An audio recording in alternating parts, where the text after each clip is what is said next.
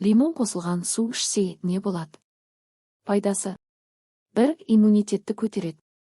Лимонда С дәрумені, витаминс көп, ол ағзаны вирустардан қорғайды. 2. Ағзаны тазартады, детокс.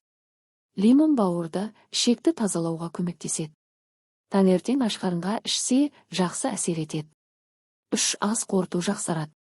Асқазанды жұмысқа қосады, іш қатуды болдырмайды. 4. Теріні жақсартады. Безеу азаяды, тері жарқырай түседі. Себебі токсиндер сыртқа шығады. 5. Артық салмақ көмектеседі. Итуға зияны немесе абай болу керек жағдайлар: 1. Асқазанда қышқыл көп болса, гастрит, язва. Лимон қышқылы жағдайды нашарлатуы мүмкін. 2. Тісті зақымдауы мүмкін. Қышқыл тіс эмалін бұзады, сондықтан ішкен соң ауызды сумен шайып қою керек. 3. Көп мөлшерде ішуге болмайды. Күніне 1-2 стакан жеткілікті. Лимонмен бетке маска жасауға бола ма? Пайдасы: 1. Безеуді азайтады.